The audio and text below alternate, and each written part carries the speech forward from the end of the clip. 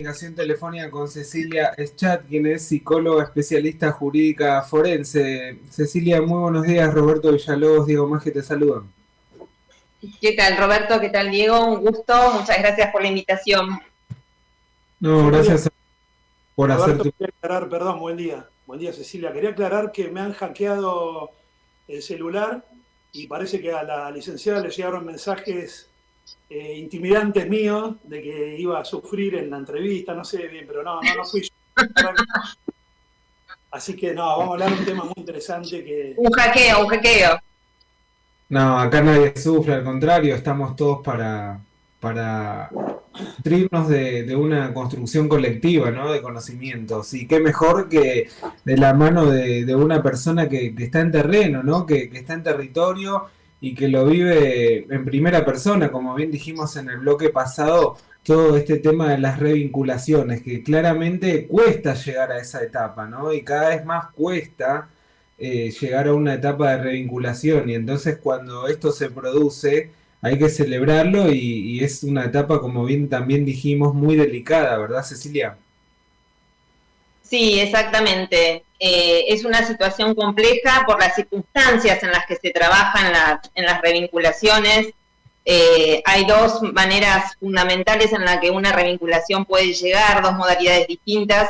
Una es, bueno, el niño que ha sido separado de su padre o de su madre, indistintamente, por lo general, en mi experiencia al menos, las separaciones son de los niños con los padres, ¿sí? Al menos en mi experiencia, he tenido también casos de revinculaciones materno-filiales, pero bueno, la mayoría de esas separaciones pueden ser por una modalidad donde hay una denuncia por supuesta de violencia hacia el niño, que bueno, queda determinar el juzgado si es una denuncia real o es una denuncia falsa, que viene derivada por un conflicto entre los padres, ¿no? Y donde muchas veces, lamentablemente, se utiliza la separación del niño o al niño mismo como instrumento eh, para, para atacar, ¿no? A la otra parte. Muchas veces no, muchas veces son denuncias reales, muchas veces lamentablemente pasa esto y en estas situaciones el niño pasa a ser una doble víctima, primero porque ha sido privado también de un vínculo que necesita fundamentalmente para su desarrollo psíquico sano, y fundamentalmente porque es sacado de la condición de sujeto, ¿no? Que es lo peor que le puede pasar a un ser humano desde el punto de vista psicológico y emocional. Ser transformados en objetos donde son utilizados para una batalla entre adultos. Bueno, ya que dijo sujeto, sujeto de derecho también, porque acá hablan del derecho de la madre, el derecho del padre, pero ¿y el derecho del niño? Es un sujeto de derecho y el fundamental, ¿no? La perspectiva de la niñez que hablamos siempre. Exacto. Fundamentalmente el trabajo tiene que ser en las revinculaciones con perspectiva de niñez. Yo siempre lo aclaro cuando me llega un caso, más allá de que siempre es una de las partes o uno de los abogados de las partes los que me contratan, siempre aclaro que más allá de la parte que contrata, yo no soy, en este caso, en Fuero Familia, un perito de parte. ¿Sí? Yo soy un profesional que voy a intervenir con perspectiva de infancia centrada en lo que sea lo mejor para el niño y el vínculo sano con ambos progenitores. Suele pasar, me ha pasado que muchas veces me contrata una de las partes, ¿no? Y esto también es un error que los abogados a veces les cuesta poder transmitir claramente a sus clientes, donde piensan que así como el abogado los defiende, el psicólogo que viene por su parte contratado para la revinculación también va a operar a su favor. Y la realidad es que a mí lo que me ha tocado y me sigue tocando en la mayoría de los casos es que cuando tengo que plantear situaciones limitantes a ambos progenitores, lo hago por igual, independientemente de la parte por la cual haya sido recomendada. A veces coincide que mi postura que beneficia al niño coincide obviamente con una de los progenitores, a veces cuando es del lado del que me contrató, bueno, ahí empiezan como también los argumentos de la otra parte, ¿no? En contra, donde el profesional también es muy atacado y muy violentado en el juzgado, porque se nos acusa de estar a favor o de beneficiar o de, bueno, lo que se encasillaría en un trabajo poco ético y poco profesional, que no es el caso, ¿no?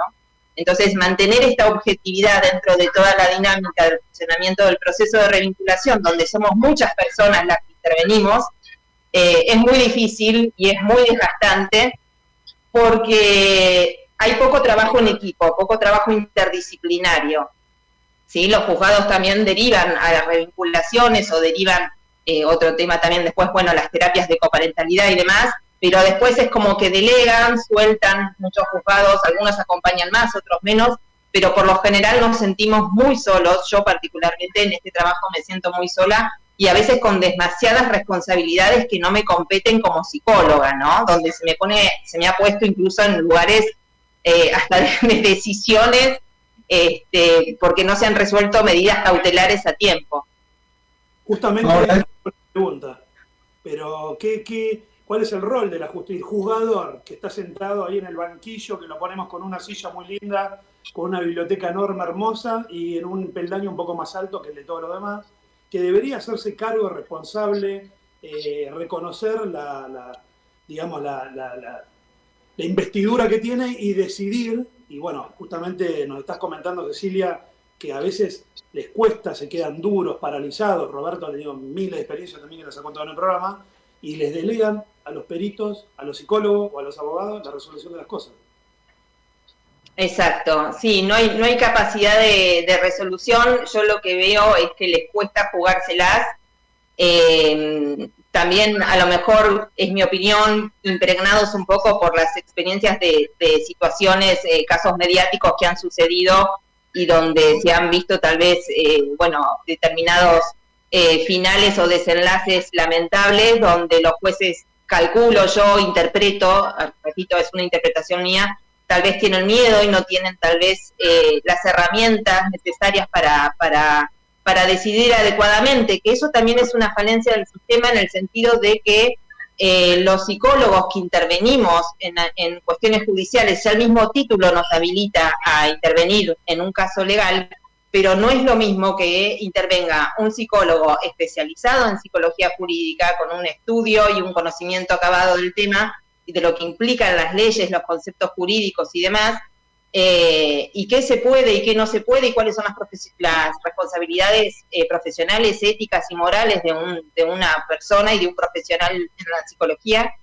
Y cualquier psicólogo toma casos muchas veces no desde la mala voluntad, pero tal vez desde la ignorancia o desde la poca información que hay. Se hacen informes con poca responsabilidad, con poca información, con poco estudio, porque implica también estudiar a todos los miembros de la familia, ¿no? Tenemos una revinculación entre un padre y un hijo, o entre una madre y un hijo, pero acá hay una familia judicializada, que aunque esté disgregada y separada y en conflicto, no deja de ser una familia de padres y de un hijo que tienen que seguir funcionando como tales en la adversidad hasta que ese chico cumpla la mayoría de edad, al menos, ¿no? Entonces, hay varias falencias que hay que modificar, desde, por supuesto, bueno, le competirá a la justicia toda la parte de las leyes y demás, muchas leyes que deben ser reformuladas, pero también la poca formación de los psicólogos que intervienen en psicología jurídica, en derecho, y la poca formación también de los juzgados, de los jueces, de los consejeros, y de los abogados en cuestiones psicológicas, ¿no? En el conocimiento de la psicología, de las emociones y del desarrollo psicoevolutivo. No quiere decir que tengan que estudiar toda la carrera, por supuesto, sino ciertas nociones básicas donde necesitamos articular psicología y derecho, porque de eso se trata, que las dos disciplinas se puedan encontrar y puedan trabajar, siendo tan difícil, ¿no?, como la psicología, que es una disciplina que trabaja con las emociones, y el derecho, que es una disciplina más fría y más estructurada, ¿no? Entonces, poder encontrar desde mi juicio, un punto de unión de ambas es muy difícil y requiere mucho compromiso de ambos profesionales, mucho trabajo interdisciplinario. Los mejores casos que yo he podido resolver y de la manera más adecuada y consciente y responsable, y donde hemos salido bien parados, aunque hemos trabajado un fin de semana entero con determinados letrados, ha sido cuando trabajamos todos interdisciplinariamente y en equipo. Si no, no hay forma. ahora, bien decíamos recién el tema del ser sujeto de derecho, ¿no? Y nada más y nada menos que lo dice la propia Convención de los Derechos del Niño, lo que recién mencionabas, que es lo mejor para el niño, nada más y nada menos que el interés superior, ¿no? O sea, cuestiones que ya están escritas, que están por encima de la Constitución Nacional, que la República Argentina ha adherido a esas convenciones que están por encima de la Constitución, son normativas internacionales que todos conocemos y que poco se aplican en la actualidad, ¿no? Y cuando decía antes esto de las revinculaciones que cuesta llegar, hace unos años atrás era como muy factible o veías de forma asidua estas prohibiciones de acercamiento, ¿no? Hacia un padre o hacia una madre ante un peligro latente, inminente de ese niño, niña o adolescente. Y ahora vemos todo lo contrario, ¿no? Al menos en los últimos tiempos estoy viendo situaciones aberrantes, ¿no?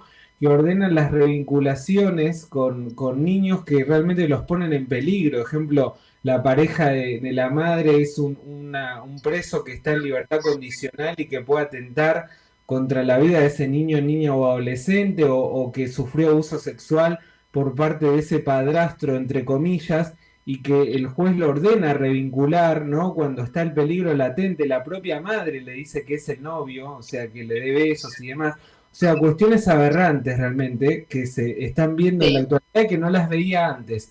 Ahora, obviando toda esa situación, ¿no? Quiero ir a un hecho puntual y teniendo en cuenta tu profesionalismo y tu experiencia en el tema.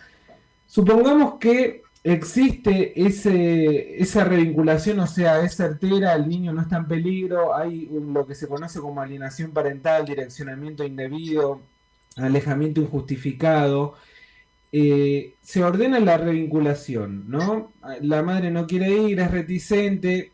Supongamos que llega y logra que ese niño acuda a esas terapias, se revincule.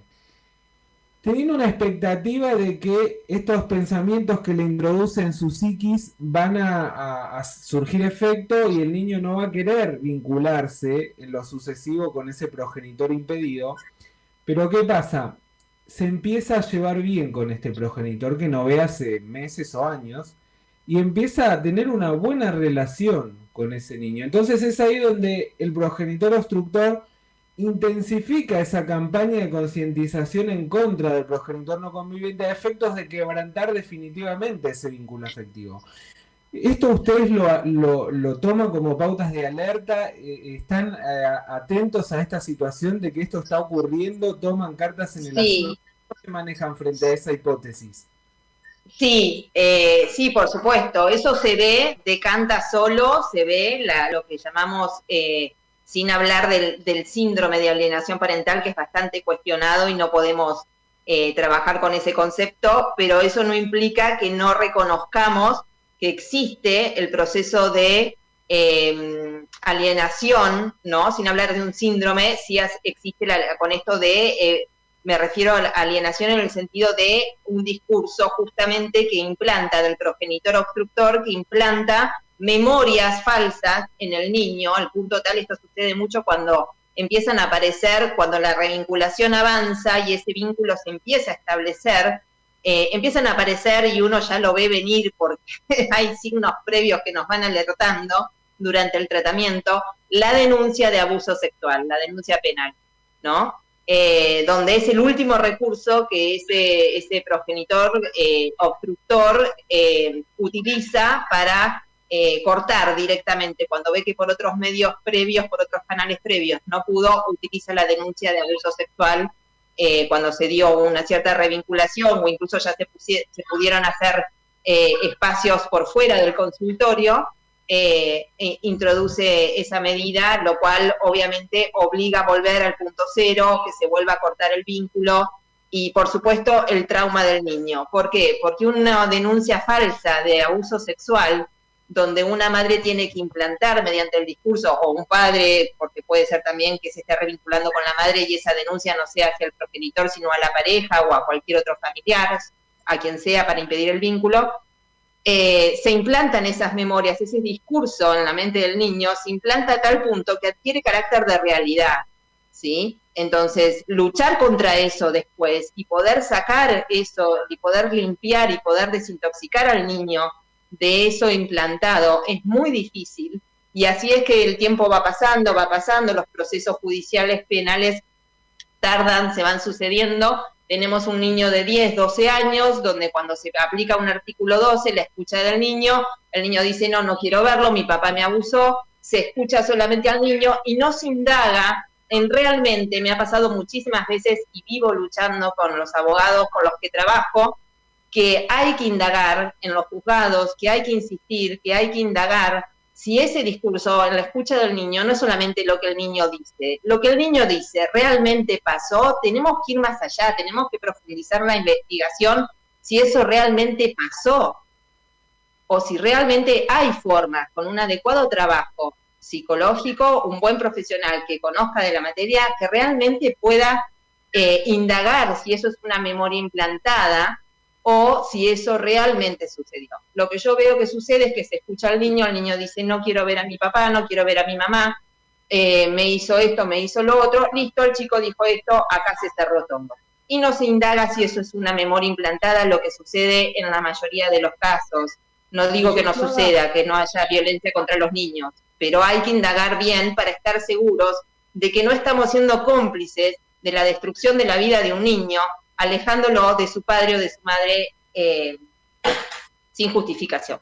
Sí, yo voy al extremo, no voy al extremo, digo, aquellos casos, no quiero entrar en lo que es un SAP, un síndrome de alienación parental, por eso yo lo llamo direccionamiento indebido, donde el niño es direccionado en contra de su progenitor no conviviente, simplemente por la introducción de pensamientos en contra de aquellos que dicen, no quiero verlo más porque es malo, o no quiero verlo más, no sé, en el caso me ha tocado una niña que dice, no quiero verlo más porque mi mamá me dijo que cuando estaba embarazada quería que sea un niño para jugar a la pelota y yo nací mujer. Entonces por eso no lo quiero ver más. O sea, no voy a los extremos de abusos sexuales o denuncias falsas.